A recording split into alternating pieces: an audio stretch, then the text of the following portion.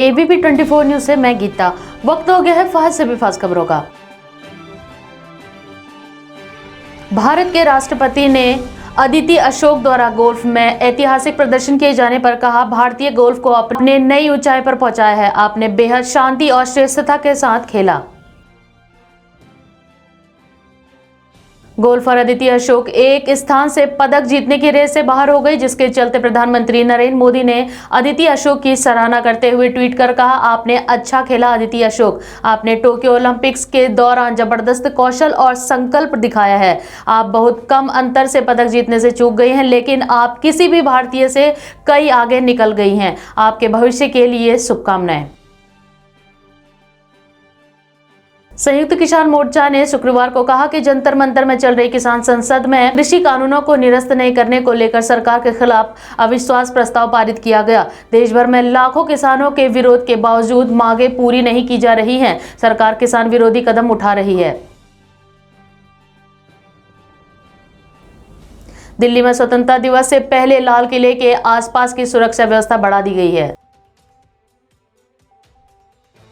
स्वास्थ्य मंत्री मनसुख मांडविया ने शनिवार को बताया कि भारत ने जॉनसन एंड जॉनसन की सिंगल डोज वाली कोविड-19 वैक्सीन के आपातकालीन उपयोग को मंजूरी दे दी है। भाजपा के राष्ट्रीय अध्यक्ष जेपी नड्डा ने उत्तर प्रदेश में ब्लॉक प्रमुख व जिला पंचायत अध्यक्ष सम्मेलन में कहा, आज ईज ऑफ डूइंग बिजनेस में उत्तर प्रदेश दूसरे स्थान पर खड़ा है। इस प्रदेश के बारे में कहते थे कि यह दंगों और जातीय उन्माद का प्रदेश है। लखनऊ के आशियाना थाना क्षेत्र में शराब के नशे में धुत युवकों ने एक व्यक्ति को जमकर पीटा, जिसके चलते उसके सर पर गंभीर चोटें आई। इसके बाद पीड़ित ने आशियाना कोतवाली में तहरीर दी और आशियाना इंस्पेक्टर ने सख्त कार्रवाई का आश्वासन दिया। बसपा सुप्रीमो मायावती ने कहा, यूपी के गांव देहातों में रोजी रोटी के घोर अभाव से त्रस्त गरीब व बेरोजगार लोग अति मजबूरी में लगातार पलायन कर रहे हैं, जिन्हें बाहर असहनीय जीवन जीना पड़ता है। उन्होंने कहा कि जौनपुर के ऐसे ही एक दलित युवक की हरियाणा में पीट पीट कर हत्या कर दी गई है, जो अति दुखद है। सपा अध्यक्ष अखिलेश यादव ने कहा, सबसे ज्यादा संकट में हमारा किसान है। हमारे देश का किसान विकास के खिलाफ नहीं है। बड़े से बड़े प्रोजेक्ट किसानों ने अपनी कीमती जमीन दी है। लखनऊ के इको गार्डन में एम्बुलेंस सेवा 108 और 102 के कर्मचारियों का धरना प्रदर्शन प्रशासन द्वारा खत्म कराया गया है। बता दें कि कर्मचारियों के प्रदर्शन ने 108 व 102 की सेवा ठप हो गई थी, जिससे मरीजों को परेशानी का सामना करना पड़ रहा था। कर्मचारी बकाया मानदेय देने और नए कर्मचारी न रखने की मांग कर रहे थे, जिसके बाद प्रशासन के अधिकारी ने धरना स्थल पहुंचकर समझा बुझाकर धरना प्रदर्शन खत्म कराया और कहा कि उत्तर प्रदेश के मुख्यमंत्री और श्रम एवं सेवायोजन मंत्री आपकी समस्या अवगत हैं। उत्तर प्रदेश के कानपुर में वीकेंड लॉकडाउन का असर देखा गया। इस दौरान सभी दुकानें बंद और सड़कें सुनसान नजर आईं। श्रीनगर में लाल चौक स्थित घंटाघर को तिरंगे वाली लाइट से जगमग किया गया है, जिस पर मेयर जुनैद मट्टू के कार्यालय ने नगर निगम की टीम को शाबाशी देते हुए घंटाघर की तस्वीर शेयर की और बताया कि वहां नई घड़ियां भी लगाई गई हैं। पटना में जातिगत जनगणना के समर्थन में आरजेडी कार्यकर्ताओं ने अपनी पार्टी कार्यालय के बाहर प्रदर्शन किया।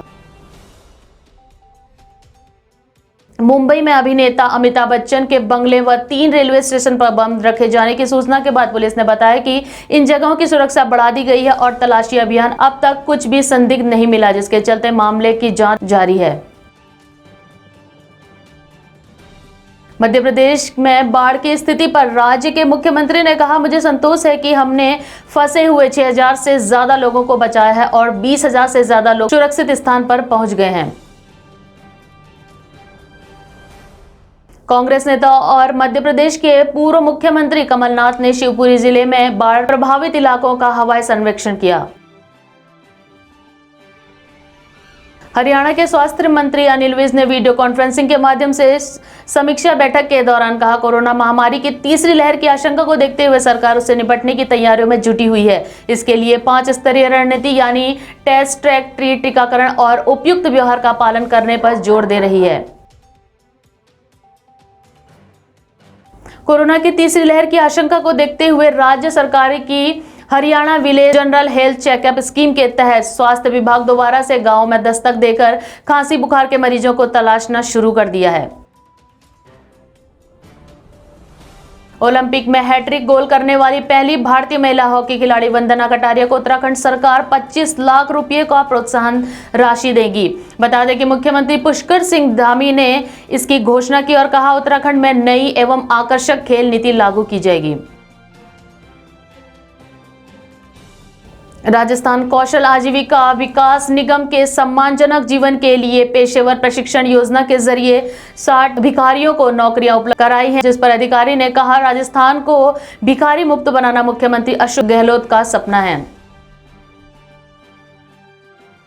जम्मू कश्मीर की पूर्व मुख्यमंत्री महबूबा मुफ्ती की मां को प्रवर्तन निदेशालय ने धन शोधन मामले में समन भेजा है। वहीं पार्टी ने आरोप लगाया है कि दल कुछ भी केंद्र के खिलाफ करता है तो किसी न किसी को समन भेज दिया जाता है। बता दें कि महबूबा मुफ्ती की मां को 18 अगस्त को पेश होने के लिए कहा गया है। कोविड-19 महामारी के दौरान पश्चिम और उत्तर दोनों सीमाओं पर अस्थिरता बढ़ गई है। इस पर सेना प्रमुख MM नरवणे ने कहा, इन चुनौतियों का सामना करते हुए भारतीय सेना और मजबूत हुई है। देश चुनौतीपूर्ण दौर से गुजर रहा है। युद्ध दो सेनाओं के बीच नहीं लड़े जाते बल्कि दो देशों के बीच लड़े जाते हैं। सचिन तेंदुलकर ने इंग्लैंड के खिलाफ पहले टेस्ट के तीसरे दिन टेस्ट क्रिकेट में अपना पहला छक्का लगाने वाले भारतीय तेज गेंदबाजी जसप्रीत बुमराह को लेकर ट्वीट पर प्रतिक्रिया देते हुए लिखा, बुमराह ने अपनी जिंदगी का सबसे अच्छा शॉट खेला। सीरम इंस्टीट्यूट ऑफ इंडिया के CEO आधार पूनावाला ने शुक्रवार को कहा कि उनकी कंपनी की कोविड-19 की एक और वैक्सीन कोवैक्सीन अक्टूबर में वयस्कों के लिए लॉन्च होने की उम्मीद है और बच्चों के लिए कोवैक्सीन अगले साल पहली तिमाही में जनवरी-फरवरी में लॉन्च होने की संभावना है।